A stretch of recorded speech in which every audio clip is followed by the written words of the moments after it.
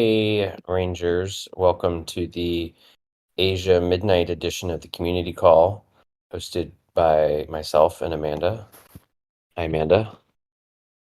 Hey everyone, GM. How's it going, Yeah. Clayton? Very, very good. I'm going to get myself all Truly, excited yeah, right before GM bed. for us.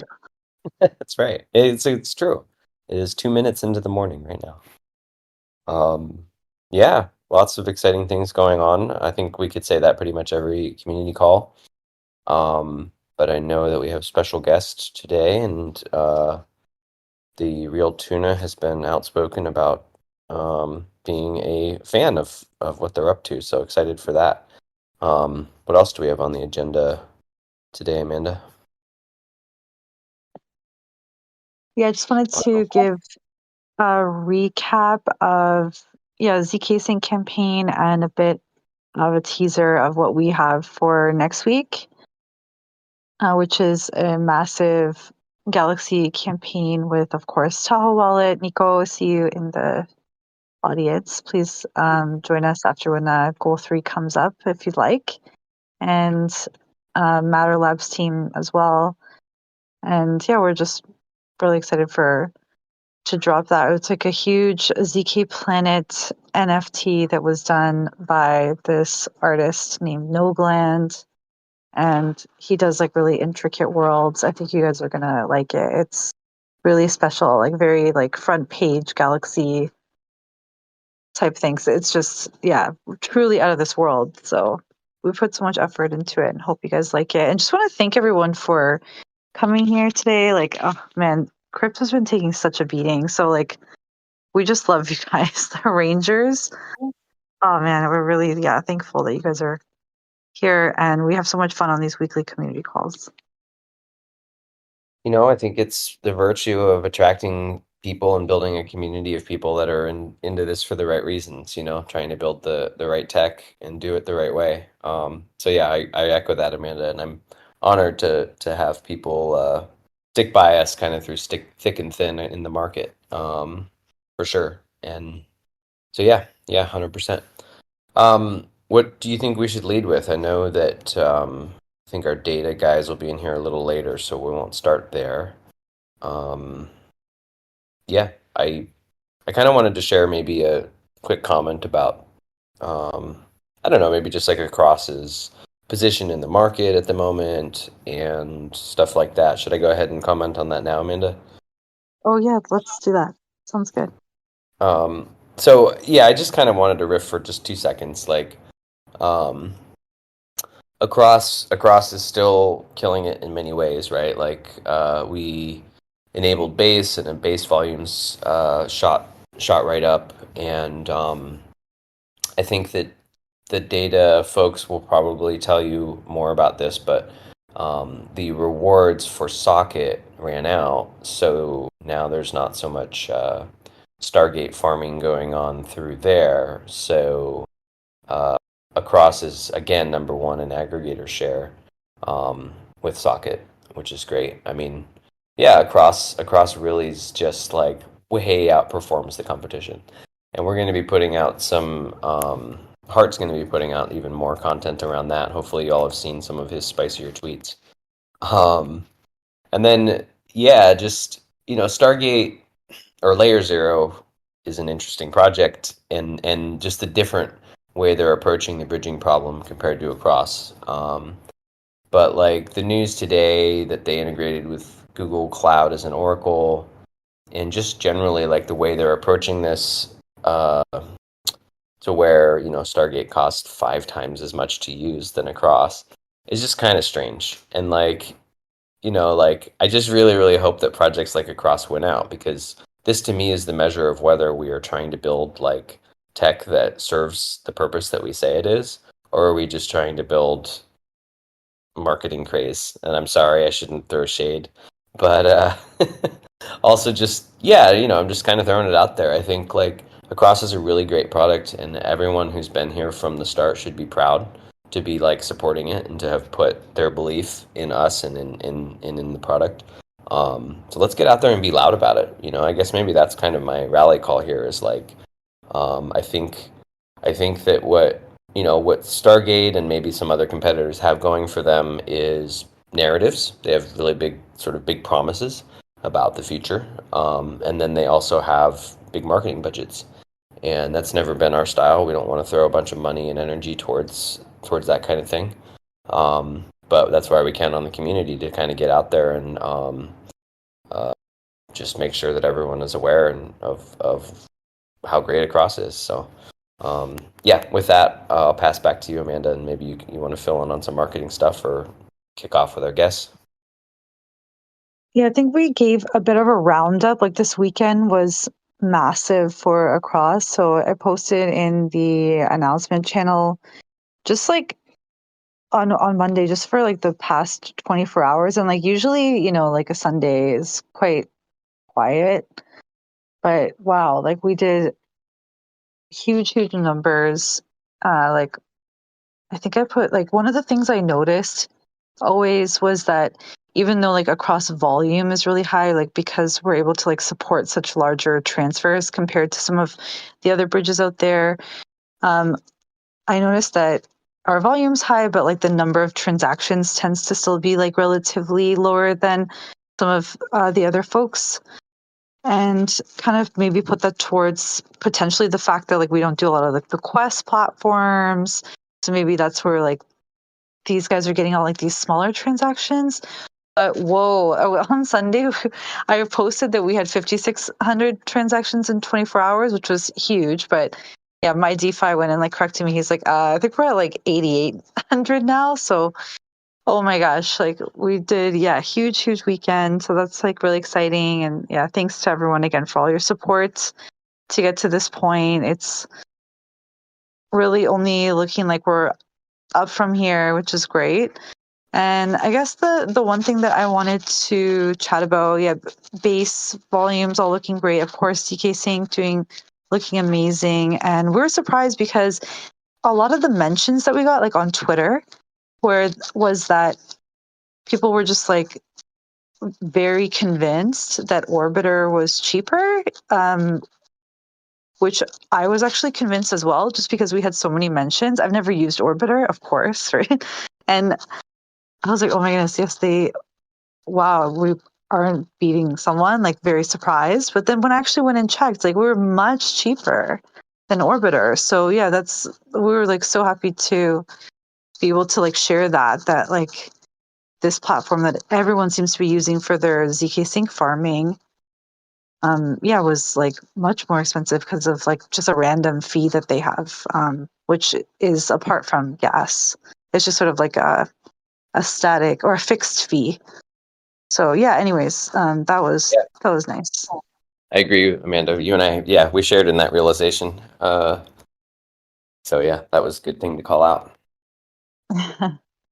I wanted to ask you, Clayton, was like, would you mind speaking a bit about the forum proposal? Like that, I don't know as much details, I think, as you would. You mean the one that we just put up, that Ryan put up about um, just topping up the emissions ACX rewards? Yeah. Yeah, so that proposal's out now. Please go ahead and vote and do so knowing that you are just showing your support because we've already hit quorum, which is cool. The intention with that particular request, yeah, is to top up, and it also has to do with the fact that we're going to be making changes to the multiplier, which was a previous governance proposal that's passed, and essentially the emissions contract needs more funds because switching over the multiplier is actually going to um, result in us giving stakers some of those ACX kind of ahead of time without losing their multiplier. But we kind of like need those in that thing in that wallet to actually pay them out. So this is a long story short, but the idea is like topping up topping up the wallet so we have enough ACX tokens to do the stuff that we've all agreed to do with them. That's kind of the TLDR of it. I'll drop the link in the chat here. Okay, nice. Awesome. That was sort of one thing. And then, yeah, before we bring on our guest, I just wanted to ask like people in the chat.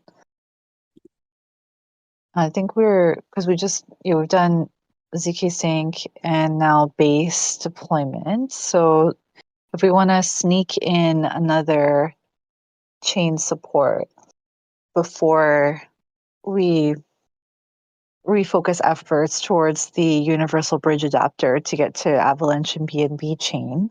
So apart from those two that are the obvious ones, what other chain would you guys like us to sneak into? I'm just curious what people think right off the bat, because it seems like there's so much support for Linea, so much support for Starknet, and then like zk AVMs like Polygon, zk AVM, or Scroll, etc. have like a ton of support. So yeah, just curious what people think. But the focus is still zkSync, because we are on, again, the final week of zkSync ZK summer campaign with Taho Wallet. We had a couple projects. Today's guest, Goal3, and tomorrow's guest, email, just have to reschedule. There's a ton of conferences like this week and last week. So yeah, it makes perfect sense. And yeah, we thank them for being able to reschedule. So that being said, if you want, Clayton, maybe we can bring on our guests for today. Yeah, rock and roll. Okay, Chase, is that okay? And with me, I like guests. Okay, nice. All right. If Nico, if you wanted to join, Nico is of course representing from Tahoe Wallet, and we have Diamond representing from Goal3. Diamond has a fantastic username, Crypto Grandpa 25. If you don't mind, like requesting to speak, Diamond, that would be probably the best. Maybe while we're getting that figured out, then Chase, did you want to give a bit of a data update?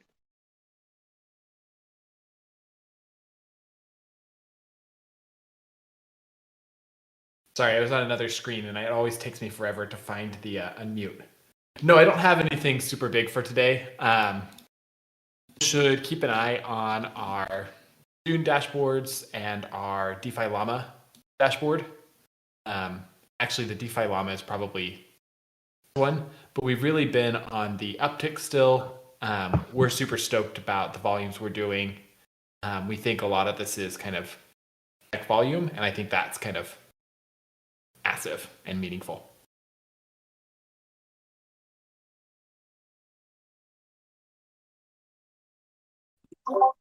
Cool. Yeah. Thanks, Chase. Thank you.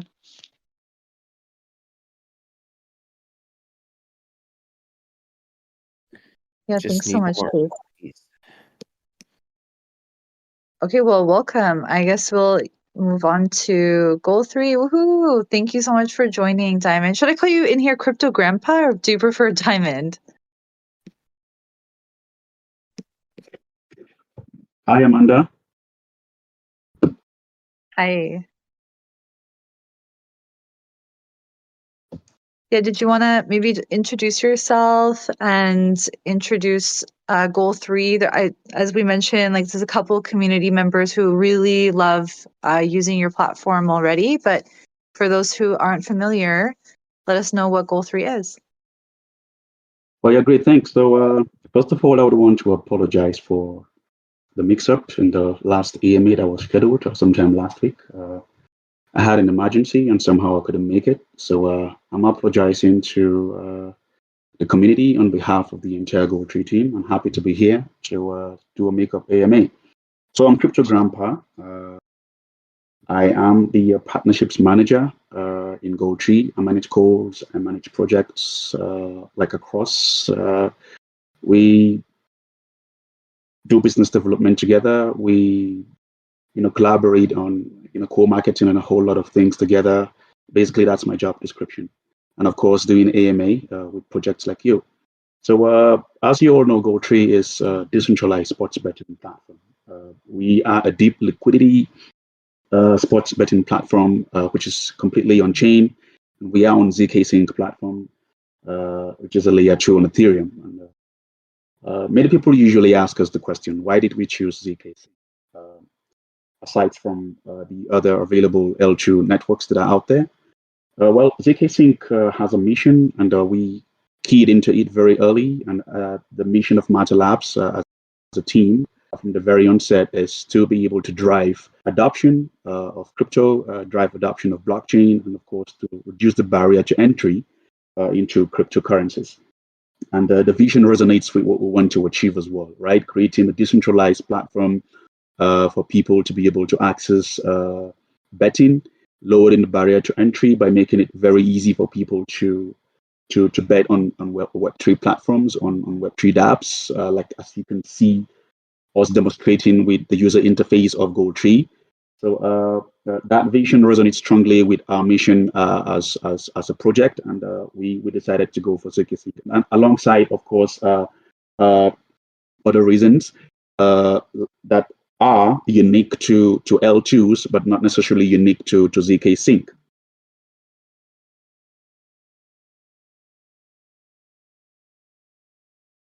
Okay, love it. And which ones would those be in terms of ones that aren't just unique to zkSync, but in general, like just for those who aren't familiar? Oh yeah, so one of the interesting things that we have been taking a look at is account abstraction, right? And everybody has been talking about account abstraction and how it should be able to transform interactions with distributed applications on L2s. And we were one of the first projects on zkSync to be able to implement Paymaster, which is gasless transactions, which is also a function, a side function of account abstraction in its own. Enabling users to have the ability to interact with dApps without necessarily having to pay gas in native Ethereum. But you can choose to pay gas in USDC, or you can choose to pay gas in USDT or any other cryptocurrency that's available on that platform. In the case of Goal3, what we did was that we integrated the native Paymaster contract of zkSync, and we enabled our users to be able to pay gas using zkUSD, which is the native betting currency on our platform. If you are to bet more than $10 on our platform, then of course the transaction will be gasless. That's where we will trigger Paymaster. Paymaster simply means that we are subsidizing the gas for you. We're paying the gas on your behalf, so without you having to bother about having Ethereum in your wallet to be able to interact with our platform. So yes, account abstraction, Paymaster, and of course single sign-ons, smart contract wallets, as you can see with Argent, what they're doing, pretty good job. So those were the attractions to us deploying on a layer 2. Okay, love that. Actually, Nico, do you have any response to the smart contract wallet section there? Mm-hmm. No, and I just also introduce myself real quick. Thank you guys for welcoming on again. It has been such a fun month. I'm a community member over at Taho. A lot of you guys know me from the community calls. I host our community call on Thursdays in Taho, and I'm an admin. We call ourselves shepherds, and a contributor there. But for anybody not familiar, we're basically just an open source. We're GPL v3 fully open sourced wallet. You can get our information on GitHub, or you can check out the wallet and give it a try today at taho.xyz. But we basically, I'm always so impressed whenever I join your community calls and just seeing your community. You are amazing with bridging, and you take such complicated features, and just last night, like I said in the chat, I was on base. I had to send some money over there. It was amazing, super smooth, really easy to follow, incredible UX. So we hope to be, the across of wallets. We just want to have a really open community where anybody can come in, like people do here, and just ask questions about wallets, get started. So yeah, that's kind of it in a nutshell. I think it's incredible, the conversation about smart contracts. We have really tried to be project agnostic, for the history, and I'm not opposed to MetaMask. The very first wallet I actually downloaded, well, the first wallet I downloaded was my Ethereum wallet, but after that I got a hold of a MetaMask wallet, and both these companies did a lot of groundbreaking work. They, they were able to get funding. Unfortunately with MetaMask, they got a lot of private funding. They have bank funding, and so for that reason, they've closed their source, and they're more like a traditional software company at this point, where they need to share profits with their investors. But having said that, they laid the groundwork for a lot of crypto today, and they've made it easy for people to access. I think, at least at Taho, our mission statement is really to function within Web3. We don't support geofencing. We don't have a lot of things written into our code that are going to limit people or prevent people from accessing their funds. So, our mission is just to really open Web3 and crypto by way of a wallet to anybody. If you have access to the internet, you should be able to have access to DeFi. You should be able to have access to non-fungible tokens. So, that there again, that's kind of our goal. But going back to the early days when I first started off using MetaMask, I mean, it was, you were sitting alone, in a dark room at 2 o'clock in the morning when there was a project launch or a mint. You're trying to figure out stuff all by yourself. I had to teach myself how to use Etherscan, and I had to go in. Sometimes I couldn't access websites because bad actors, a lot of times in the NFT game, bad actors will just rate limit websites to prevent people from getting in there. And, you have to learn how to go in and interact directly with smart contracts. So, it can be really complicated, and it can really turn a lot of people off. But I took a community college class. I wanted to get better, and I didn't see any other ways. This was 2 or 3 years ago. We have so much more now that people can access. You can access classes, and just by hanging out here and across, you can learn how to do most of this stuff in your sessions that you host. I love your coffee breaks and everything like that. So back to the original question. Yeah, I think that it's a foundation that we really understand smart contracts. We really need to know that it's just like any other contract that you sign. If you want to buy a car, if you sign a contract, you got to make those payments, or they're going to come and take your car away. And same thing when you go to a strange website and you connect and you interact, whether you realize it or not. If you don't take the time to actually read the contract, you can get into some bad situations. That's what happened with the Vitalik hack this week. So no, I think that's a really important conversation. Mm-hmm. That's well, speaking of which, your journey, I guess, with wallets and getting started, I'm curious to ask, from the Goal3 team, like, how has sports betting sort of evolved in Web3 to where we are now with Goal3 to maybe a couple years ago? Well, I think sports betting in general, when you consider Web2 and Web3 side by side, what you have is a lot of challenges being faced by Web2 bettors, right? So usually you have Web2 platforms changing the rules in the middle of the game. You win big in Web2, it's very likely that you probably would be asked for some kind of additional identification, or you would be asked to verify your account. So in terms of honesty and, of course, transparency with Web2 platforms, we've seen cases where lots of people face issues when they win big and on these platforms. However, Web3 is supposed to be on chain. It's actually on chain. There's a difference between a crypto betting platform and a decentralized betting platform, by the way. Because I understand that there are platforms that you could actually use crypto to bet, but are not necessarily decentralized. So if you have a Web3 betting platform like Goal3, what that simply means is that first of all, you have a non-custodial wallet connecting to our platform, our DApp. Your funds are your funds, and if you win, you're claiming your funds directly into your wallet, and everything is on chain. And the transparency is there. The contracts are there for everyone to view, and when bets are being deployed, the odds are being adjusted just as the demand and supply for those particular markets are being met. So there's a huge difference, and of course, there is also growing adoption for Web3 betting platforms, and of course, the reason would be the decentralization and the transparency and the security that comes with it.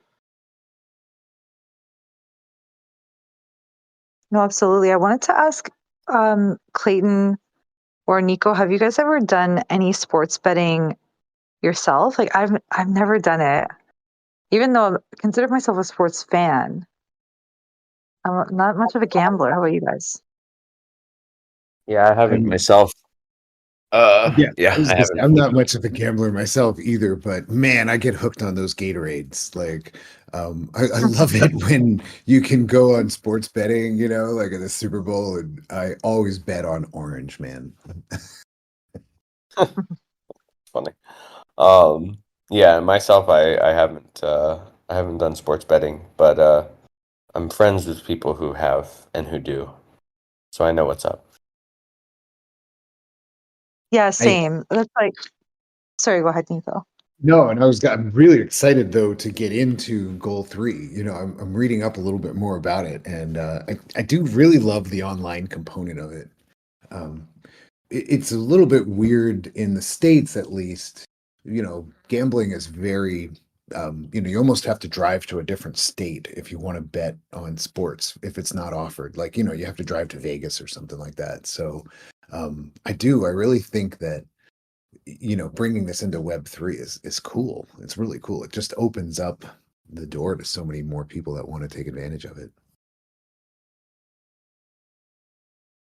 Right. So I guess since we are considered noobs, this is a great opportunity to ask then Crypto Grandpa for people who have, friends or friends of friends who are into it but haven't really gotten their feet wet yet.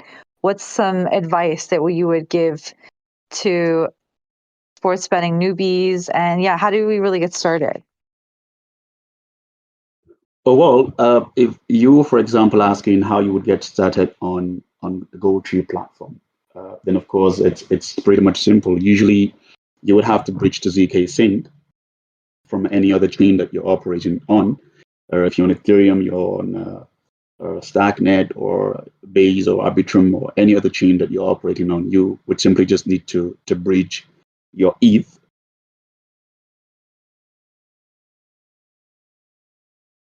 Excuse me. You would simply need to bridge your ETH from any of those chains into to zkSync. And of course, if you have your ETH, the next thing you would need to do is to swap your ETH to zkUSD. zkUSD is the native betting currency on our platform, and it's pegged 1-to-1 with USDC. And what that simply means is that at any point you have one zkUSD, you would also have one USDC. If you were to swap your USDC to a zkUSD, or you were to swap your ETH to zkUSD, and you can do these on SyncSwap. There's a pool. You can also do that on Izumi Finance. You could do that on the Goal3 portal. We have a portal where you're able to swap using Bungie. I think we partnered with Socket to be able to achieve that. So we have multiple platforms where you're able to swap your ETH to zkUSD, and the only other thing you need to do is to just connect your wallet into the platform. It could be your OKX wallet, your MetaMask, your Argent wallet. on the platform, and you make a choice of the games that you want to go for. If you're a football fan, you go for the Serie A, the EPL, or the Bundesliga in Germany. If you're a baseball fan, of course, you go in for baseball. We have NBA. We also do have boxing and the UFC. So there are multiple markets for anybody who wants to go in there and bet. But of course, first things first, you have to bridge into zkSync. Perfect. And I gotta say, like when doing my research about Goal3, for someone who, again, is not very familiar with the details of sports betting, you guys have such such an incredible library of docs that I found were really fun to read, because I was really shocked to see like all the different types of baseball bets that you can do. I literally just thought it would be mostly like a game winner or loser, but there were, yeah, just tons of different betting types, like only just for baseball, for example. So if you don't mind like giving a bit of a brief breakdown, and then yeah, maybe I can I'll find the link to the docs, because they were, yeah, really extensive and a fun read. So yeah, congrats on those. Those are a really good job. Yeah, thanks. So I think our docs are pretty much extensive, and the clarity is there. For baseball betting, I would say outright win or lose betting is not just exclusive to baseball. You also have such options in multiple other games.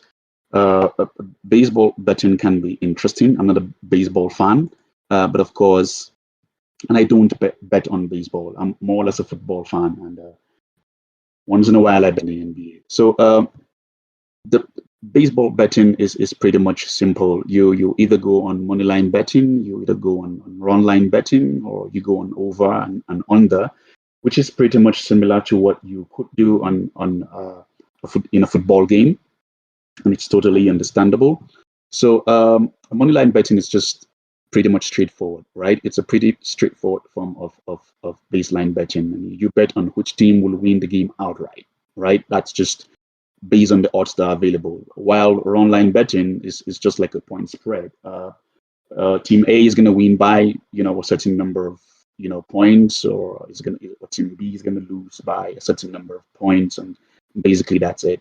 And usually the over and under would have you betting basically on this is going to be the total number of runs scored in a particular game, and stuff like that. So there isn't really exclusivity when it comes to not having outright win or lose betting in baseball. It's pretty much spread across most of the sports, platforms. And I would say here that betting is not really a science. I would say it's an art, and it's something that you get experienced in over time. And sometimes your gut tells you this is going to happen in a game, depending on the pre-game news or the pre-game information that you probably would have had, or whatever would have happened to the particular team that you intend to bet on. So people who are deep into betting would follow most of this information before they even decide to place a bet. And people who are traders, people who bet every single day on every single game for marginal profit, are the ones that follow this kind of information to be able to make a little amount of money from it. Yeah, I was really surprised too to see like things like a player's health condition, sudden weather changes, like all these sort of uncontrollable factors can really determine the validity of some bets as well. I found that was really interesting. So what are some of those like outlier scenarios that you've seen that can like really affect the the end result of the bet? Yeah, that's pretty much an interesting point, right? So usually bets are determined based on certain outcomes. And if a bet is being placed on a particular game, and there are certain factors that would definitely affect the outcome of the game, usually if an odd is being placed on a particular game or a particular match, it will be based on the fact that all things being equal under certain conditions, right? There isn't, for example, a key player getting missing, or for example, there isn't a last minute change of a referee, which could bring about some kind of suspicion. There are multiple factors that could influence either the odds of a game or the outcome of a game, or that could result into a game being voided, in the betting market. And like I mentioned, it could be as a result of a player getting injured, or a player who was not supposed to participate or was not listed, in the game, who ordinarily would be a very key player for that particular team. And because of that reason, very early on into the game, or rather a few hours into the game, he was not supposed to play, and last minute he was added. That gives the team some chance of winning, right? And the odds definitely would have been affected significantly. So those could be contributors to why odds in games could drop drastically, and also why games could also be voided as well. Well, yeah, those were wild, factors that really play into the results of a bet. By the way, Clayton or Nico, if you guys have any questions, yeah, please feel free to jump in. I'm curious if you guys remember any massive sports upsets or something where if you would have bet, you would have been sorely surprised that you had a huge loss. No, not that for myself. I haven't done a whole lot of betting on sports except for in high school. I remember someone did I don't even know what you call it, but it was basically you had to predict the actual score outcome. But we do have a question from somebody who does know how to do this stuff. We had the Real Tuna asked about how the zkG token will tie into the platform.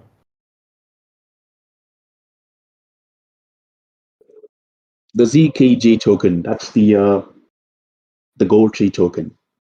Well, we don't have a token yet. We also usually do not talk about a zkG token because we don't have a date for TGE yet. However, you can passively earn the zkG token before TGE, and that would have been either through lock drop. We had lock drop sometimes in April for people who have been in our community. What lock drop simply means is that you lock a certain amount of money on our platform to provide liquidity on the sports betting platform in exchange for farming the zkG token. That's one. And secondly, you would also be able to farm the zkG token by inviting other persons or players or bettors or gamblers onto the Goal3 platform. By the way, Goal3, the Sportsbook on Goal3 platform is invite only. What that simply means is that you can only have access to the platform via an invitation code. No one just gets in there and just connects to your wallet and starts betting. You would have to get an invite code. And if you are using the invite code of a particular person or anyone who has lots of invites, inviting a lot of people, referring a lot of people, then you would be earning zkG by virtue of inviting these persons to use the platform. And your zkG earnings, of course, would be claimable at TGE. We've got people earning zkG to the tune of about 2 million currently on the platform. It's out there. If you go on to better.goal3.xyz and you go to the leaderboard, you would see the performance of people who are inviting others. So yes, we do have plans of launching a token. We don't know when we're going to launch that token yet. It could be within the next couple of months. We are waiting to see how the market reacts. In the meantime, we're focusing on building the platform and optimizing the platform and delivering the best user experience for people who are interested in Web3 betting and, of course, are interested in a non-custodial betting. Crypto Grandpa, I like the way that you've designed this to essentially allow you to offer certain incentives and mechanism design on your platform, such as bringing in referrals or invitations.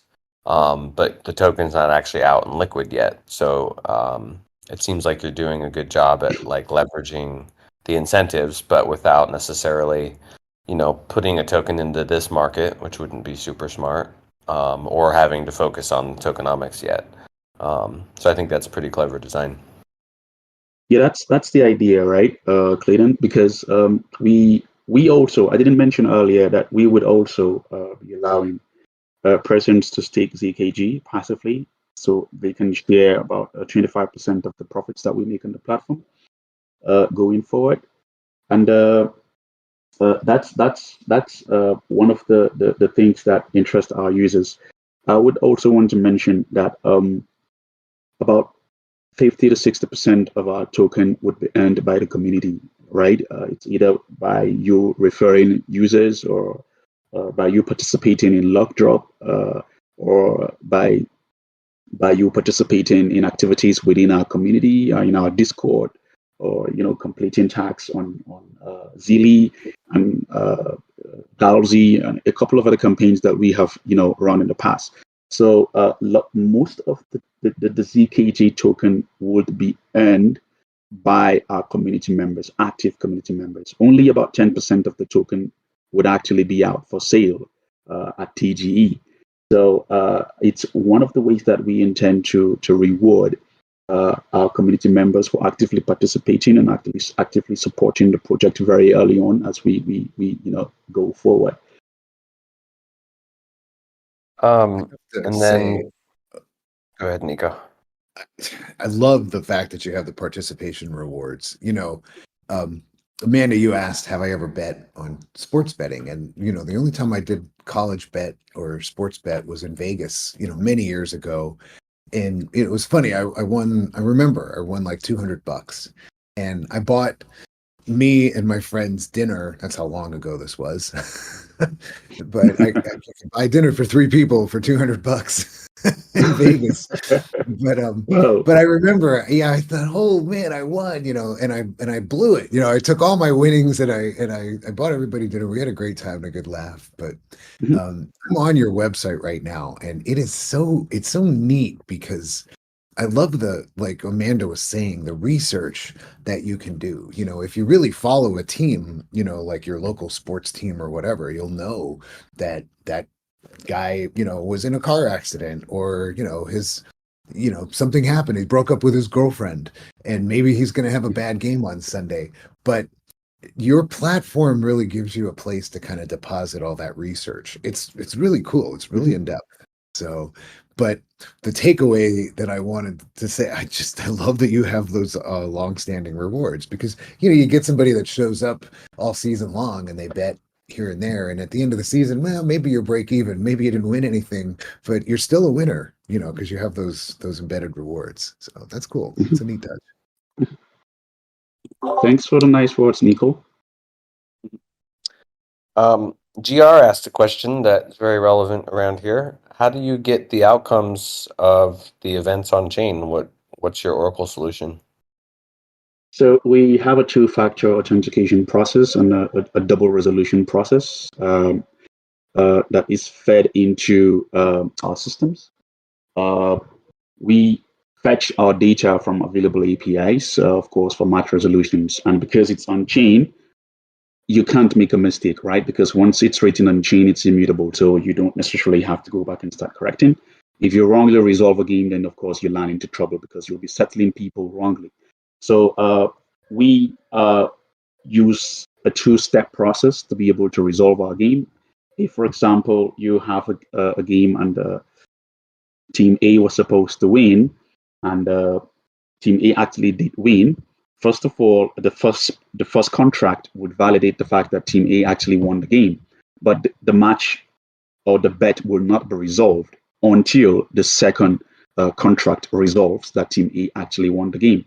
And this is like a safety measure to be able to protect us from wrongly resolving games, of which it will be very easy to correct this in a Web2 platform, but then it's not going to be that easy to correct it on a Web3 platform because, it, like I said, is on chain, and once it's written on chain, you would have to settle people for winning or losing bets going on. So that's the process that we adopt. I see. And are you aware of UMA's optimistic oracle and the role that it plays for dApps such as yours? Yeah, we have been talking to some Oracle providers to be able to do this, but we are actually expanding on our tech stack, and of course to find better ways to be able to do this. So yeah, we haven't really implemented this, but going forward, we could explore options. Cool. Yeah, I mean, UMA's well suited for that kind of situation. And what you described sounds like the right stage for your growth, especially. Probably the interesting thing I think of with sports betting, is when something unexpected happens, like a game is moved or canceled or you rained out or something like that, and then you have kind of these positions that are based on the game happening on that time, right? How do you handle those kinds of real world edge cases?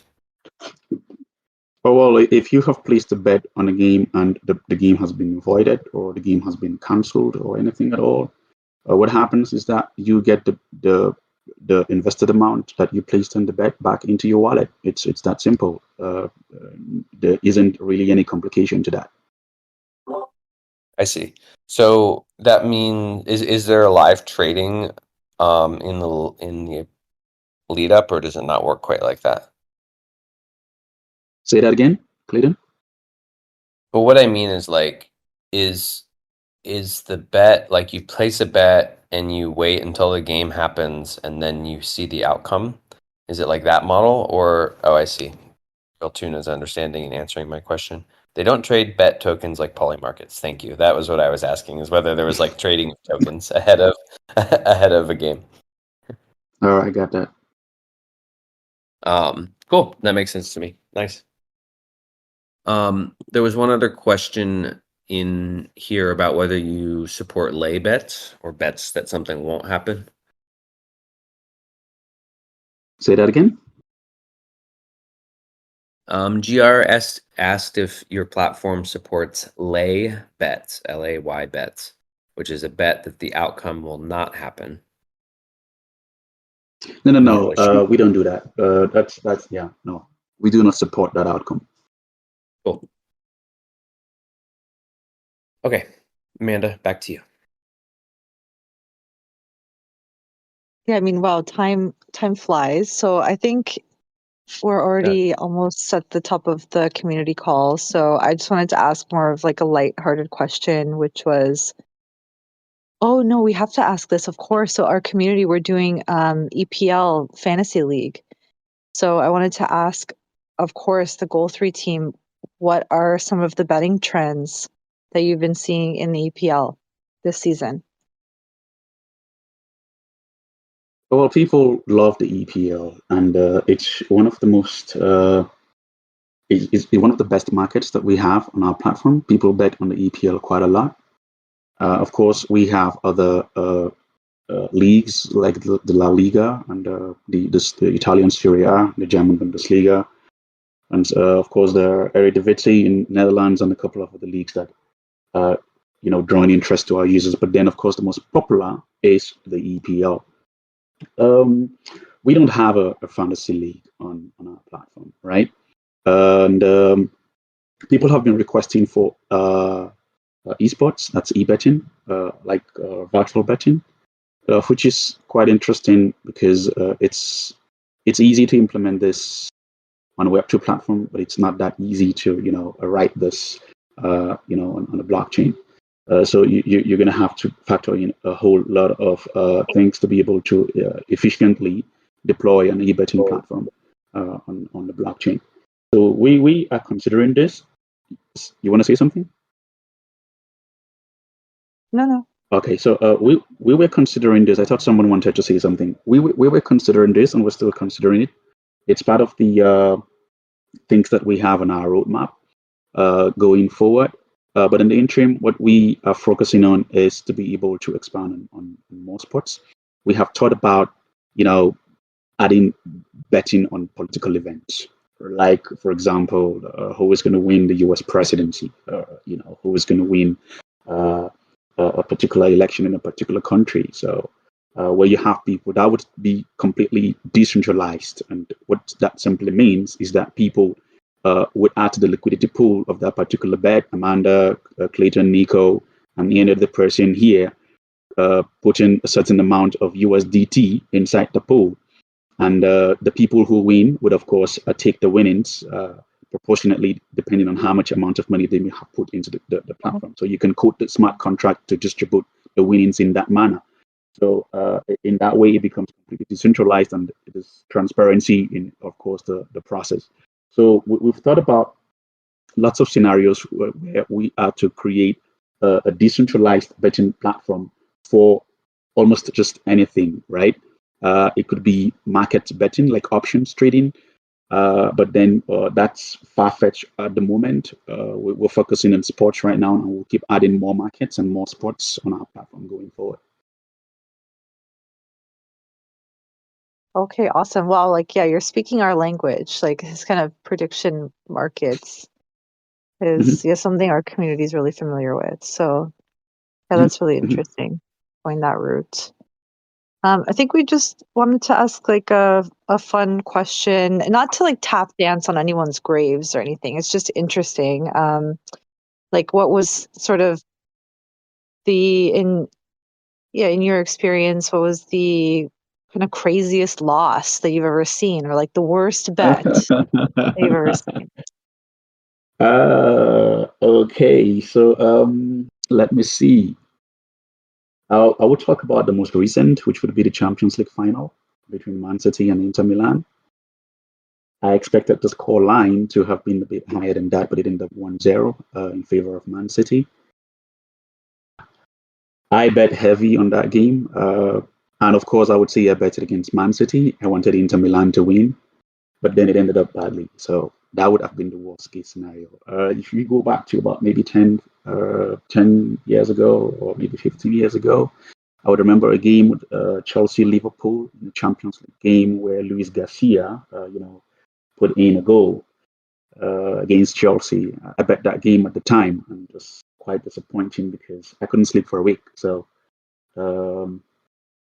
sometimes betting comes with passion, right? If you don't have a passion for sports, then betting is not for you. It's the reason why people who love sports put in the passion, put in their money where their passion is. So if you're connected to a team, if you're connected to the sports, to be very specific, not necessarily a team, then you might be able to make some money in sports betting. And there are also people who are straightforward traders. They are not emotional.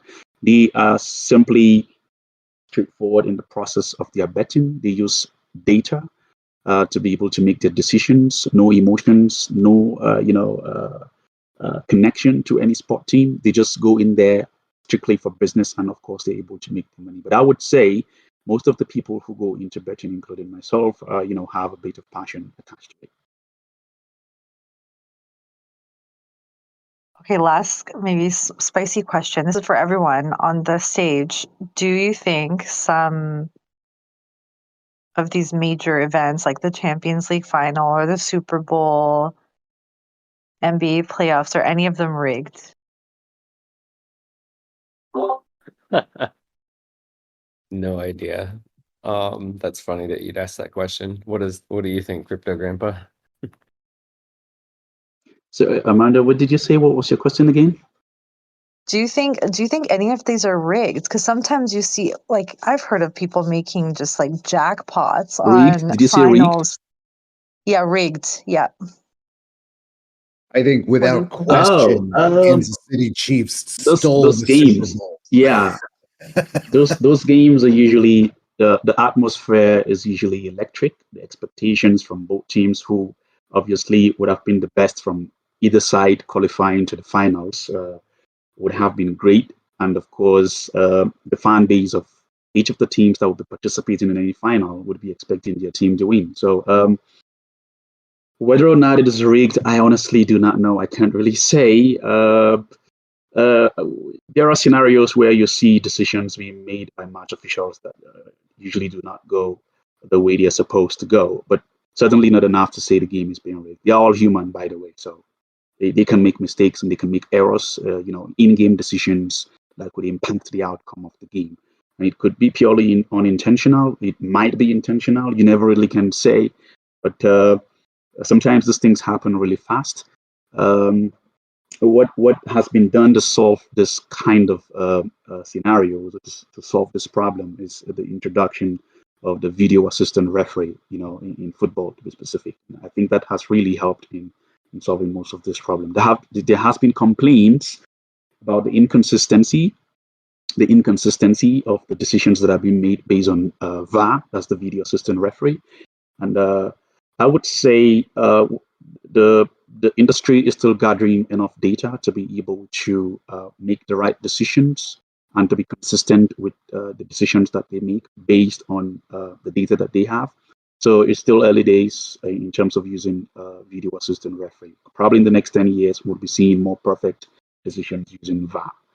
As for rigged games, I got no opinion on that. I can only say humans always make errors, and we can forgive them for such errors, although they would have broken the hearts of a lot of thousands or probably millions of people going forward. Amanda? 100%. The whole country of Canada believes the NHL is rigged when Las Vegas won the Stanley Cup. We're like, I'm sorry, no. A team in the desert is not allowed to win. Don't be bagging on my nights, Amanda. Come on.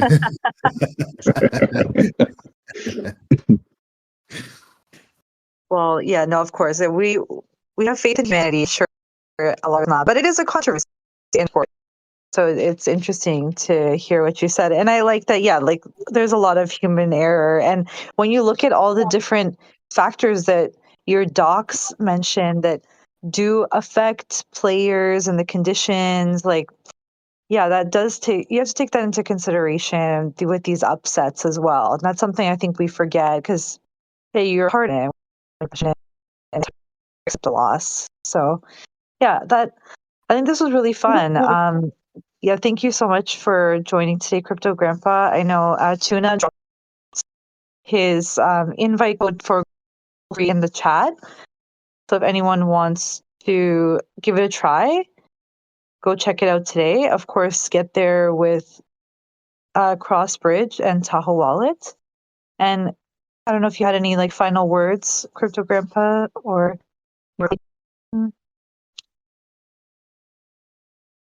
Thanks for having me, Amanda, and of course the Across community.